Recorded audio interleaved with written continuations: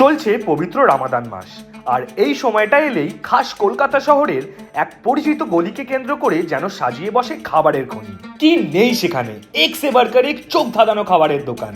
নিশ্চয়ই বুঝে গেছো আমি কোথাকার কথা বলছি। নাখোদা মসজিদ লাগোয়া নানান স্বাদে ভরা এই গলির গল্পই বলবো আজকের ভিডিওতে। নমস্কার, কেমন আছো সবাই? আশা করছি সবাই খুব ভালো আছো। সেদিন আমরা ঠিক ইফতারির সময় চলে গেছিলাম ঐতিহাসিক নাখোদা মসজিদে। তাই সাক্ষী হয়েছিলাম এই অভূতপূর্ব দৃশ্যের। একসাথে প্রায় 500 জন মানুষ বসে ইফতারি করছেন।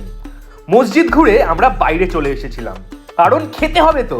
চারিদিকে দারুণ লোভনীয় সব খাবার, কাটা ফল থেকে শুরু করে ঘি লাচ্ছা, শিরমাল, দই বড়া, নানান ধরনের কাবাব, হালিম, কি না নেই এখানে।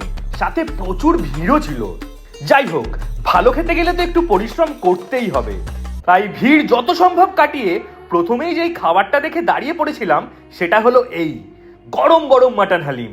তাও আবার মাটির কুড়িতে পরিবেশন হচ্ছিল। অল্প একটু বেরেস্তা, সাথে ধনেপাতা কুচি, রোগান আর লেবুর রস দিয়ে রেডি করে হাতে তুলে দিয়েছে দোকানের দাদা। আহা, গন্ধতেই মন ভরে গেছিল। ফু দিয়ে চামচে করে অল্প হালিম মুখে পুড়তেই পেলাম সেই স্বাদ। ঠিক এই জন্যই তো এত ভিড় ঠেলে ধাক্কা ধাক্কি করে বছরে একবার আসা। দারুণ খেতে ছিল। আর হ্যাঁ, এই টেস্টের জন্য ওখানে ওই অ্যাটমসফিয়ারে যাওয়াটা মাস্ট। তবেই আমরা এক্সপিরিয়েন্সটা বুঝতে পারবো। Sanju first time haleem try করলো, আর ওরও ভালোই লেগেছিল। এরপর একটু এগিয়ে যেতেই দেখলাম এক কাকু হাতে কি যেন একটা ঘুরিয়ে ঘুরিয়ে খেলা দেখাচ্ছে। ঠিক প্রফেশনাল কেউ জাগলিং করলে যেমন লাগবে তেমন। তারপর সেটা আবার ফুটন্ত তেলে ছেড়েও দিল। তখন বুঝলাম এটা এক ধরনের পরোটা। অনেকেই খাচ্ছে সেই পরোটা, সাথে খাচ্ছে খুব সুন্দর দেখতে এই হালুয়া, যার 100 গ্রামের দাম 30 টাকা, 200 গ্রামের দাম 50 টাকা। আমিও নিয়েছিলাম। খেতে তো ফাটাফাটি ছিল। তবে আমি রেকমেন্ড করছি না, কারণ বেশ তেল চুপচুপে ছিল। বাট টেস্ট দারুণ, সে নিয়ে কোনো কথা হবে না। এই দেখো, দিল্লি সিক্সের সামনে দুর্ধর্ষ ভিড়। এটা দেখেই হাঁপিয়ে গেছি। তাই দাঁড়িয়ে পড়েছিলাম মহাব্বত কা শরবত খেতে। এটা আমি পুরনো দিল্লিতে জামা মসজিদের পাশে খেয়েছি, এখানেও খেলাম।